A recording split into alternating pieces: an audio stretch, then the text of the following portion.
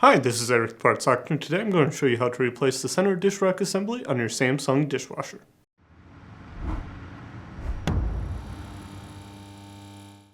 If you need to purchase a new Center Dishrack Assembly for your Samsung dishwasher, you can check out our website, partsfactor.com, where we sell parts for all major appliance brands.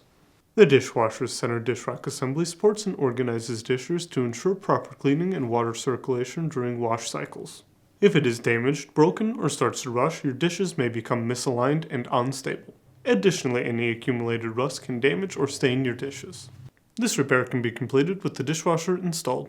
To begin, open the dishwasher's door. Pull the middle dish rack forward.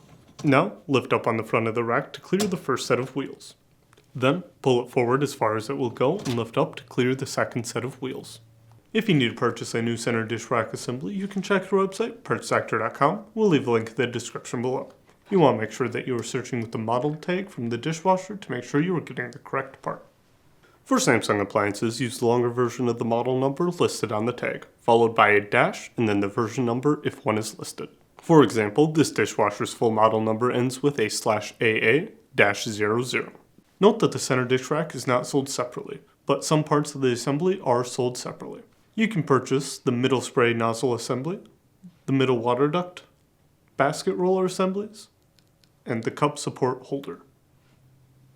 To install, align the first set of the wheels to the roller brackets and set in place, noting that the height of the dish rack will vary depending on whether you choose to install the upper or lower set of wheels. Then slide the rack back until it reaches the second set of wheels and gently press to seat it onto the brackets. Then, align the wheels on the lower dish rack to the grooves on the door and set it into place.